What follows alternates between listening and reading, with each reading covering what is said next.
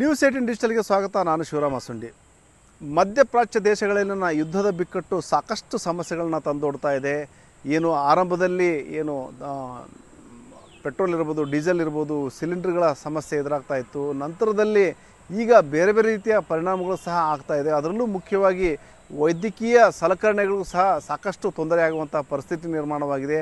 ಯಾಕಂದರೆ ಅಲ್ಲಿನ ಏನು ಕಚ್ಚಾ ಸಾಮಗ್ರಿಯ ಪೂರೈಕೆಯಲ್ಲಿ ವ್ಯತ್ಯಯ ಮತ್ತು ಕಚ್ಚಾ ಸಾಮಗ್ರಿಯ ದರ ಏರಿಕೆಯಿಂದಾಗಿ ಸಿರಿಂಜ್ಗಳ ದರನೂ ಸಹ ಏರಿಕೆಯಾಗಿದೆ ಮತ್ತು ಮುಂದಿನ ದಿನಗಳಲ್ಲಿ ಮತ್ತಷ್ಟು ಏರಿಕೆಯಾಗುವಂತಹ ಭೀತಿ ಸೃಷ್ಟಿಯಾಗಿದೆ. ಏನೆಲ್ಲ ಸಮಸ್ಯೆ ಆಗ್ತಾ ಇದೆ ಮತ್ತು ಸಿರಿಂಜಿನ ಎಷ್ಟು ಪ್ರಮಾಣದಲ್ಲಿ ದರ ಏರಿಕೆಯಾಗಿದೆ ಅಂತೇಳಿ ನಾನು ಮುಂದೆ ಹೇಳ್ತಾ ಹೋಗ್ತೀನಿ. ಅದಕ್ಕೂ ಮುಂಚೆ ನ್ಯೂಸ್18 ಯೂಟ್ಯೂಬ್ ಚಾನಲ್ ಸಬ್ಸ್ಕ್ರೈಬ್ ಮಾಡಿಲ್ಲ ಅಂದರೆ ಕೂಡಲೇ ಸಬ್ಸ್ಕ್ರೈಬ್ ಮಾಡಿ. ಜೊತೆಗೆ ಇನ್ಸ್ಟಾಗ್ರಾಮ್ ಇರ್ಬೋದು, ಫೇಸ್ಬುಕ್ ಪೇಜ್ನ ಫಾಲೋ ಮಾಡ್ರಿ ಅಂತೇಳಿ ನಾನು ರಿಕ್ವೆಸ್ಟ್ ಮಾಡ್ತಾ ಇದ್ದೀನಿ. ಈಗ ಮಧ್ಯಪ್ರಾಚ್ಯ ದೇಶಗಳ ಬಗ್ಗೆ ಹೇಳ್ತಾ ಇದ್ದೆ. ಅಲ್ಲಿ ಏನು ಇರಾನ್ ಇರ್ಬೋದು, ಅಮೇರಿಕ ಮತ್ತು ಇರಾಕ್, ಈ ದೇಶಗಳ ನಡುವೆ ಏನು ಯುದ್ಧದ ಬಿಕ್ಕಟ್ಟು ಮುಂದುವರೆದಿರೋದ್ರಿಂದಾಗಿ ಸಾಕಷ್ಟು ಸಮಸ್ಯೆಗಳನ್ನ ಇಡೀ ಜಗತ್ತಿಗೆ ತಂದೊಡ್ಡುವಂಥ ಪರಿಸ್ಥಿತಿ ನಿರ್ಮಾಣವಾಗಿದೆ. ಯಾಕಂದರೆ ಆ ಒಂದು ಒಂದೇ ಒಂದು ಯುದ್ಧದ ಕಾರಣದಿಂದಾಗಿ ಆರಂಭದಲ್ಲಿ ಏನು ತೈಲೋತ್ಪನ್ನಗಳ ದರ ಏರಿಕೆ ಆಯಿತು ಮತ್ತು ಅಲ್ಲಿ ಸಾಗಾಟದ್ದು ಸಹ ಸಾಕಷ್ಟು ತೊಂದರೆ ಆಯಿತು ಮತ್ತು ಸಿಲಿಂಡರ್ದು ಗ್ಯಾಸಿಂದು ಸಹ ಅಡುಗೆ ಅನಿಲ ಇತ್ಯಾದಿಗಳ ಗ್ಯಾಸ್ನೂ ಸಹ ಸಾಕಷ್ಟು LPG, ಆಟೋ LPG ಇತ್ಯಾದಿಗಳ ದರ ಏರಿಕೆಯ ಒಂದು ಬಿಸಿನೂ ಸಹ ನಮಗೆ ತಡ್ತಾ ಇದೆ. ಹೀಗಿರಬೇಕಾದ್ರೆ ಈಗ ಏನಂದರೆ ಈ ಏನು ತೈಲದ ಒಂದು ಉಪ ಉತ್ಪನ್ನಗಳ ಮೂಲಕ ಏನು ಕೆಲವೊಂದು ವೈದ್ಯಕೀಯ ಸಲಕರಣೆಗಳು ತಯಾರಾಗ್ತಾ ಇದ್ವು, ಅದರ ಮೇಲೂ ಸಹ ಈ ಒಂದು ಯುದ್ಧದ ಬಿಸಿ ಮುಟ್ತಾ ಇದೆ. ಅದರಲ್ಲೂ ಆರಂಭದಲ್ಲಿ ಏನು ಸಿರಿಂಜ್ಗಳ ಉತ್ಪಾದನೆಗೆ ಅಗತ್ಯ ಇರುವಂತಹ ಕಚ್ಚಾ ಸಾಮಗ್ರಿಯ ಕೊರತೆ ಕಾಣಿಸ್ತಾ ಇತ್ತು. ಹೀಗಾಗಿ ಏನು ಹುಬ್ಬಳ್ಳಿ ಹೊರವಲಯದಲ್ಲಿರುವಂತಹ ರಕ್ಷಮ್ ಡಿವೈಸ್ ಮೆಡಿಕಲ್ ಡಿವೈಸ್ ಏನಿದೆ, ಅಲ್ಲಿ ಏನು 18 ಲಕ್ಷ ಪ್ರತಿ ದಿನ 18 ಲಕ್ಷ ಒಂದು ಸಿರಿಂಜ್ಗಳ ಉತ್ಪಾದನೆ ಆಗ್ತಿತ್ತು. ಆ ಒಂದು ಸಿರಿಂಜ್ಗಳ ಉತ್ಪಾದನೆ ಮೇಲೆ ದೊಡ್ಡ ಮಟ್ಟದ ಪರಿಣಾಮ ಆಗಿತ್ತು. ಅದಾದ ನಂತರ ಏನಂದರೆ ಈಗ ಒಂದಷ್ಟು ಕಚ್ಚಾ ಸಾಮಗ್ರಿ ಲಭ್ಯ ಇದೆ ಅಂದರೂ ಸಹ ಈಗ ಸಮಸ್ಯೆ ಏನಾಗ್ತಾ ಇದೆ ಅಂದರೆ ಅಲ್ಲಿ ಆ ಒಂದು ಕಚ್ಚಾ ಸಾಮಗ್ರಿಯ ದರ ಏರಿಕೆ ಆಗಿರೋದ್ರಿಂದಾಗಿ ಸಿರಿಂಜ್ಗಳ ದರ ಏರಿಕೆಯೂ ಸಹ ಅನಿವಾರ್ಯ ಅನ್ನೋ ಪರಿಸ್ಥಿತಿ ನಿರ್ಮಾಣವಾಗಿದೆ. ಆರಂಭದಲ್ಲಿ ಕಚ್ಚಾ ಸಾಮಗ್ರಿಯ ಕೊರತೆಯಿಂದಾಗಿ ಒಂದಷ್ಟು ಸಿರಿಂಜ್ಗಳ ಉತ್ಪಾದನೆ ಕಡಿತಗೊಳಿಸಲಾಗಿತ್ತು. ಅಂದರೆ 3 ಶಿಫ್ಟ್ಗಳಲ್ಲಿ ಕೇವಲ 1 ಶಿಫ್ಟ್ನಲ್ಲಿ ರನ್ ಮಾಡಲಾಗ್ತಾ ಇತ್ತು. ಅದು ಕಚ್ಚಾ ಸಾಮಗ್ರಿಯ ಪೂರೈಕೆ ಸ್ಥಗಿತಗೊಂಡಲ್ಲಿ ಕಾರ್ಖಾನೆಯನ್ನು ಸ್ಥಗಿತಗೊಳಿಸುವುದಾಗಿ ಹೇಳಿದರು. ಆದರೆ ಈಗ ಏನಂದರೆ ಕಚ್ಚಾ ರಾ ಮೆಟೀರಿಯಲ್ಲು ಒಂದಷ್ಟು ಪೂರೈಕೆ ಆಗ್ತಾ ಇದೆ. ಹಾಗಾಗಿ ಇಲ್ಲಿ ಕಾರ್ಖಾನೆಯಲ್ಲಿ ರಕ್ಷಮ್ ಕಾರ್ಖಾನೆ ಸಂಸ್ಥೆಯಲ್ಲಿ ಒಂದು ಸಿರಿಂಜ್ಗಳ ಉತ್ಪಾದನೆ ಅಂತೂ ಮುಂದುವರೆದಿದೆ. ಆದರೆ ಈಗ ದರ ಏರಿಕೆ ಬಿಸಿ ಎಲ್ಲರಿಗೂ ಸಹ ತಟ್ಟುವಂಥ ಪರಿಸ್ಥಿತಿ ನಿರ್ಮಾಣವಾಗಿದೆ. ಯಾಕಂದರೆ ಈಗೇನು 40% ದರ ಏರಿಕೆ ಆಗಿರೋದ್ರಿಂದಾಗಿ ಅದನ್ನು ನೇರವಾಗಿ ಗ್ರಾಹಕರಿಗೆ ವರ್ಗಾವಣೆ ಮಾಡಲಿಕ್ಕೆ ರಕ್ಷಮ್ ಸಂಸ್ಥೆ ನಿರ್ಧಾರ ಮಾಡಿದೆ.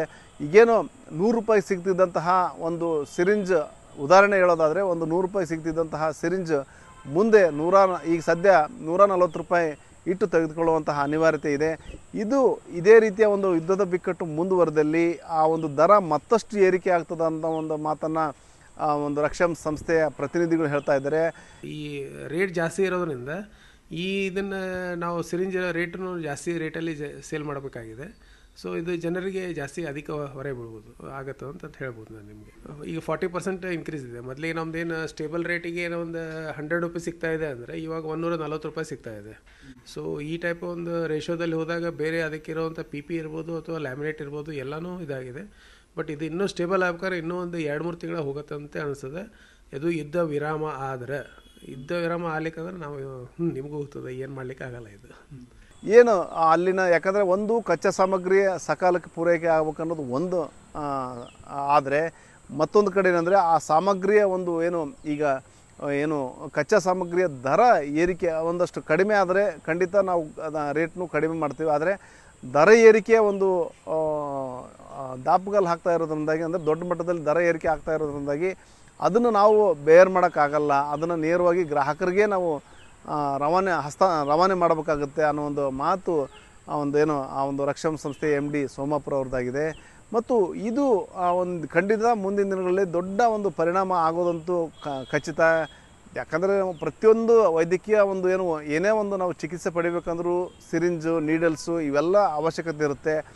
ಅದರ ದರ ಏನಂದರೆ ಈಗ 40 ಪಟ್ಟು ಹೆಚ್ಚಾಗ್ತಾ ಇದೆ. ಅಂದರೆ 100 ಇದ್ದಿದ್ದು 140 ಅನ್ನೋ ಥರ ಪರಿಸ್ಥಿತಿ ನಿರ್ಮಾಣವಾಗಿದೆ. ಮುಂದೆ ಇದೇ ಪರಿಸ್ಥಿತಿ ಮುಂದುವರೆದಲ್ಲಿ ಮತ್ತಷ್ಟು ದರ ಏರಿಕೆ ಆಗ್ತದೆ, ಅಂದರೆ ದುಪ್ಪಟ್ಟು ಆಗುವತ್ತ ಸಾಗಿದೆ ಅಂತ ಹೇಳ್ಬೋದು. ಸಿಂಪಲಾಗಿ ಹೇಳ್ಬೇಕಂದ್ರೆ ಆ ಒಂದು ಸಿರಿಂಜ್ಗಳ ದರ, ನೀಡಲ್ಸ್ ದರ ದುಪ್ಪಟ್ಟಾಗುವಂತಹ ಪರಿಸ್ಥಿತಿ ಅಂತೂ ನಿರ್ಮಾಣ ಆಗಿದೆ. ಆದಷ್ಟು ಬೇಗ ಯುದ್ಧ ಮುಗಿಲಿ ಅನ್ನೋದೇ ಎಲ್ಲರೂ ಸಹ ಆಶಯ ವ್ಯಕ್ತಪಡಿಸ್ತಾ ಇದ್ದಾರೆ.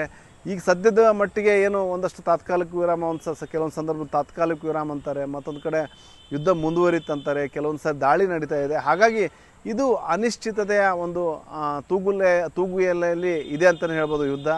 ಹಾಗಾಗಿನೇ ಇದು ಒಂದು ಅದರ ನೇರ ಇಂಪ್ಯಾಕ್ಟು ಈ ಒಂದು ವೈದ್ಯಕೀಯ ಕ್ಷೇತ್ರದ ಮೇಲೂ ಆಗ್ತಾಯಿದೆ.